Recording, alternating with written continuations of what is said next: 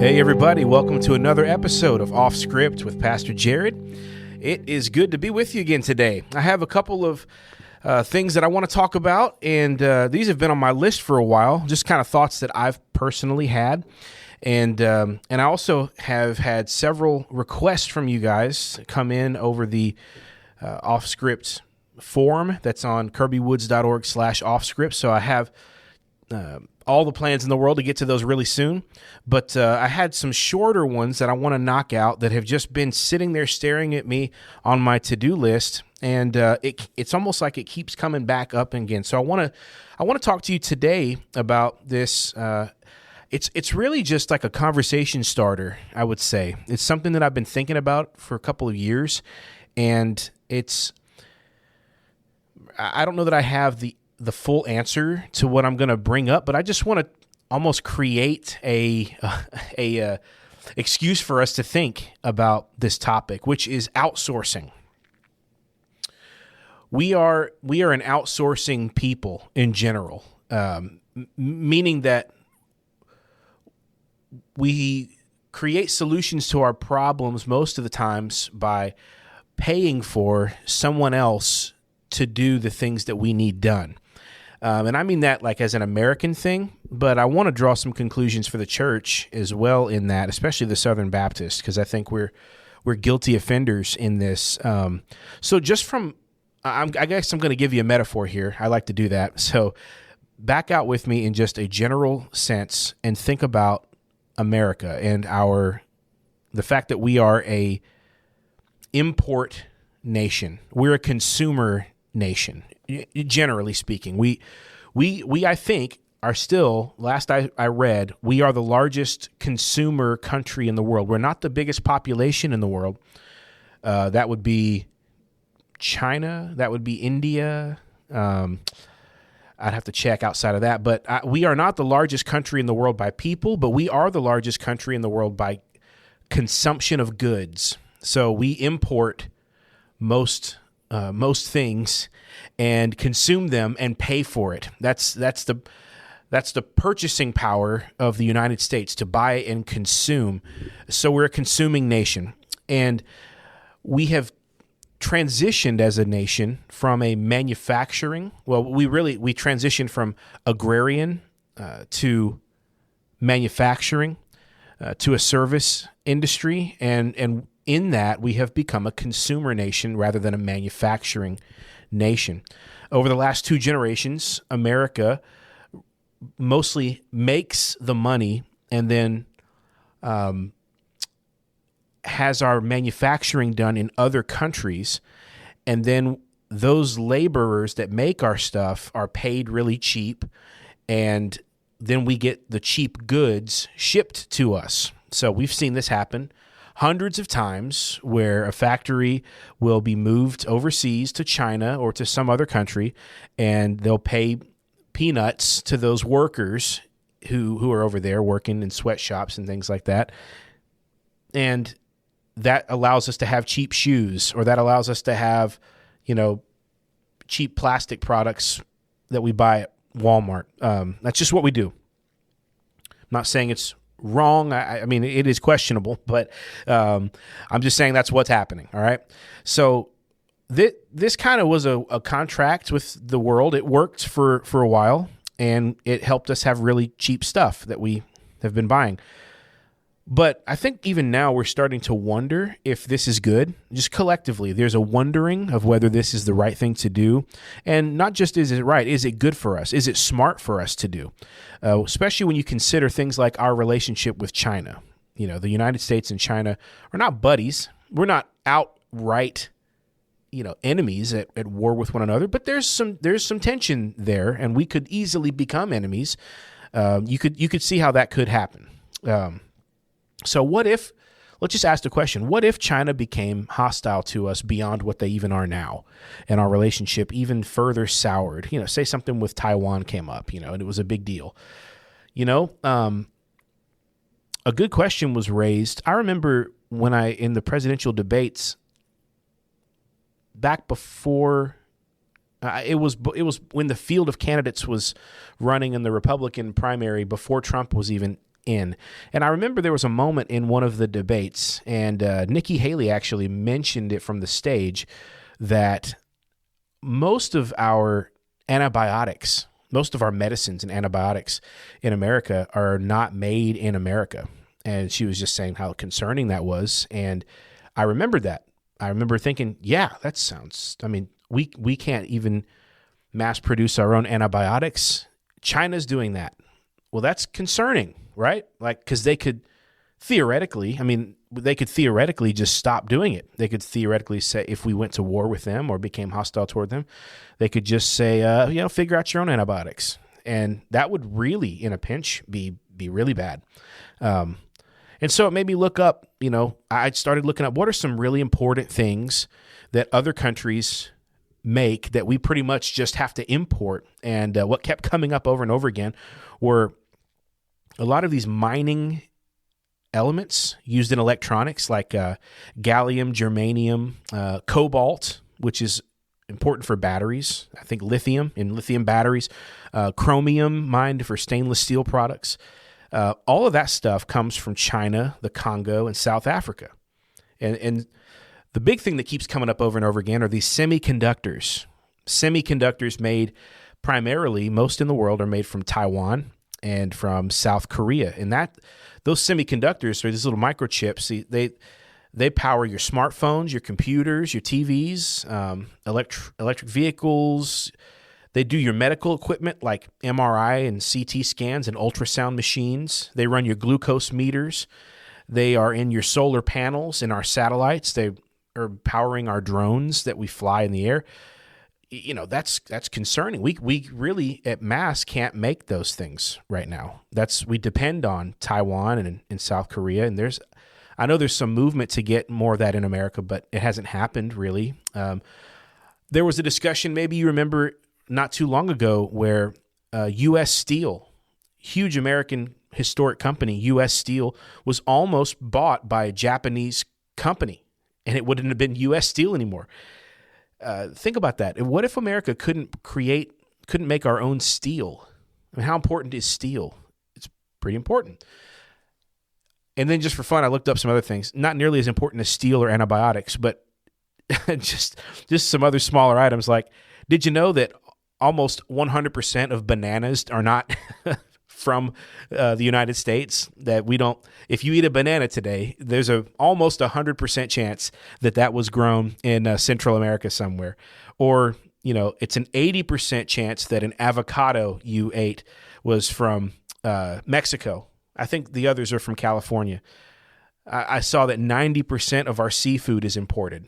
So as much of the fishing that goes on off of our banks in America, 90% of your fish and your shrimp and your lobsters and things like that is not from America. It's imported from elsewhere. And then obviously your coffee, your tea, your spices, your cocoa, your rice, most of that's not coming from America, at least not to keep up with the demand of our consumption. So what am I talking about? I know you didn't tune in today to hear about the news per se, but I wanted to use that as a jumping off point to say that should be concerning for us as a national security concern at worst, and at best an over-reliance on our enemies to make things for us. Is there a connection to the church? Is there a connection to the local church? And I think the answer is yes. Now, it's not nearly as dire as not being able to, make our own semiconductors or antibiotics. But think about this. We in the local church are very removed from the creative manufacturing process of how things are made.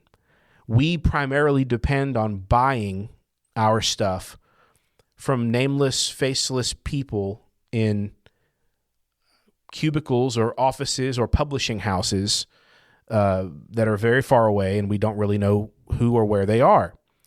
So I'll just ask a question that I think the church should be able to answer.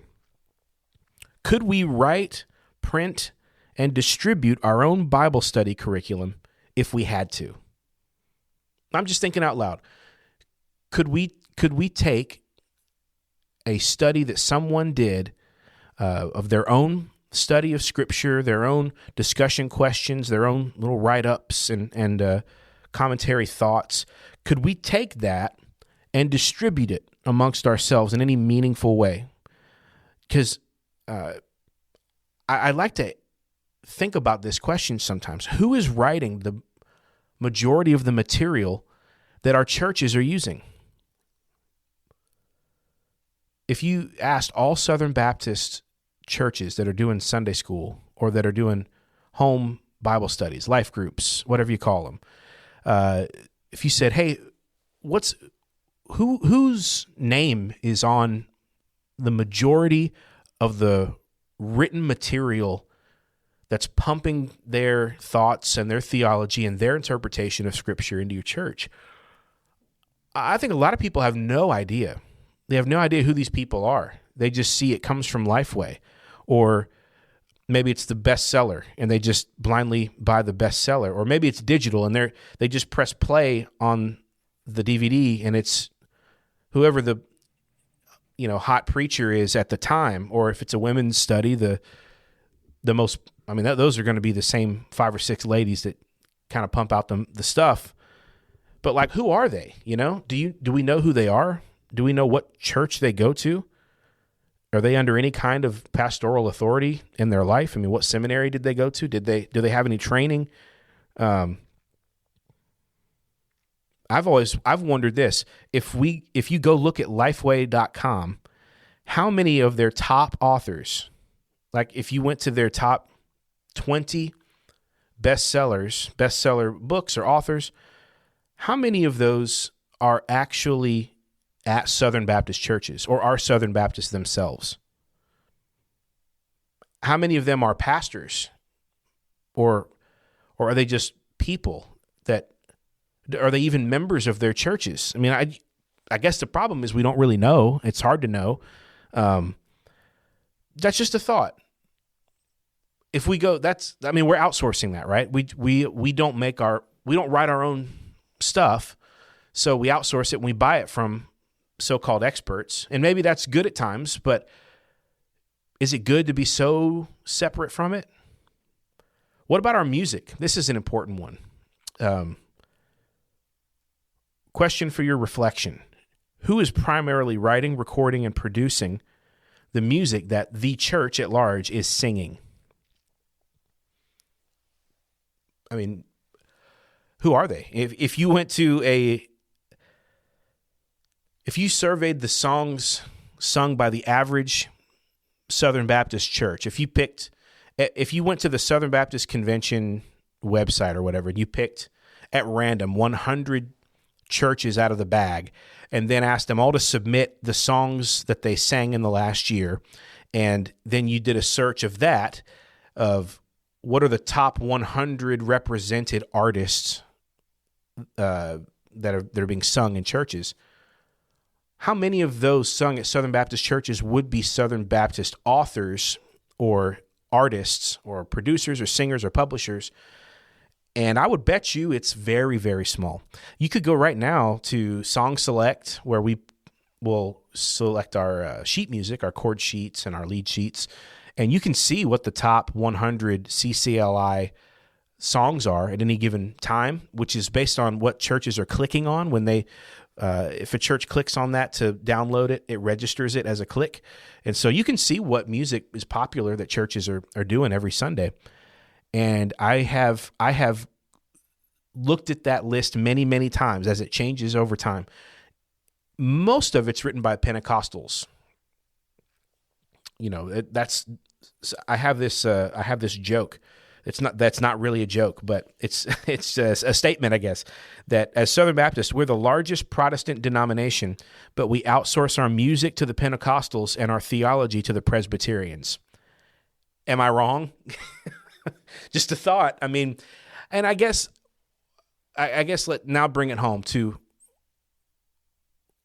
why should we care? Why is it rare to sing songs written by people we know, or to lead Bible studies with curriculum written by people we know, or to read books written by pastors we know? Do we even know how to manufacture the very goods that we depend on for our spiritual health? Should we? Should we be able to do that? I mean, or do we want to be sort of like America, where we're a consumer people and we let others make stuff for us, we buy it, but we don't know how to make it ourselves? Is that what we want to do? Do we know how to print books if we had to? Curriculum, materials? Could we distribute it digitally?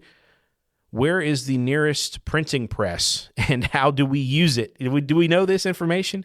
Here's a random thought. Could we make unleavened bread if we had to? If we couldn't buy those little single-serve communion breads, could we make our own? I know there's people out there that can. I'm kind of joking, but just a thought. Like, shouldn't we be able to do everything we need to do if the supply chain broke down, or if, all these... I mean, Lifeway brick and mortar stores went away once. How do we know that they won't, shut down other things? Could we make decent videos if we had to? I mean, I know we can right now at Kirby because we have a good video guy, but can most churches pull together and make their own promo videos if they, or do they have to buy them from, Igniter Media? Or do we have to, can we make our motion backgrounds, or do we have to buy them from churchmotiongraphics.com? Could we design our own website if we had to? Could we make our own hymnal if we had to? Or do we have to buy the Baptist hymnal? Or could we create our own choir music if we couldn't any longer buy it from those things? Or could we host a conference that wasn't just, hey, sign your name and pay your money and go attend this wonderful conference at this convention center and the speakers are all lined up? If we had to make our own conference, could we? So I'm just thinking, I don't really have some grand reveal here at the end. I just think, is it wise to become a consumer rather than a manufacturer and divorce ourselves from the creative process of creation, the labor of making things, the ability in a pinch if things go down? I mean, I'll never forget a few years ago when COVID started, and there were, you seriously couldn't get toilet paper, and I'm not saying like we should have been able to make your own toilet paper, like, who are you? You couldn't even make your own toilet paper. I understand why we couldn't make our own toilet paper, but isn't it worth the mental exercise of saying, how do we make sure that stuff is harder to happen again? And so I look at this in our churches, and I just think we are so trusting of the system that we have. I looked at where my Bible was printed today just because of this, and my ESV Bible was printed in the Netherlands, which is fine. They make a great product. I looked it up and said what percentage of Bibles, and it said, well, 75% of Bibles are printed in China. Okay. Again, as long as we could flip over to America and print our own Bibles if we had to, that's fine. But it's just worth stopping and thinking about. Are we better off if at least we can make our own stuff, or create our own, or manufacture our own stuff, and be a little bit more in control of our own supply chain when it comes to Christian stuff? Should it be so hard for a pastor to take a sermon series and put it into a book? And I know I've done it because I learned myself, and I taught myself how to do it through Amazon.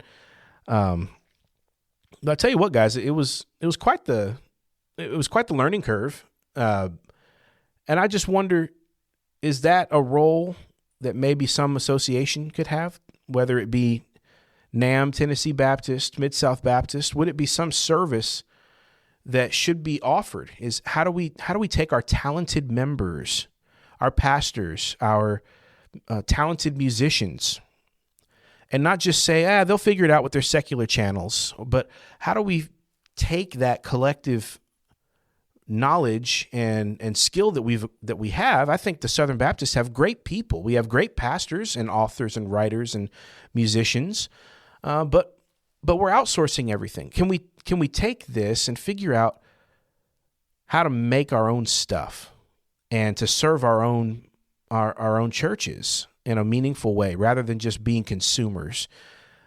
Just a thought that I have for you guys today, and wanted to throw that out because it's a thought that's been running through my mind. So that's it. And again, told you I don't have a big answer for you. I just want you to think about it. Maybe you could post this episode wherever you are, whether it's on your Facebook, and give me some of your thoughts. I'd love it if you did. If you would give some, maybe some, hey, here's an idea. I'd love your ideas, and maybe somebody in some position of authority will hear it.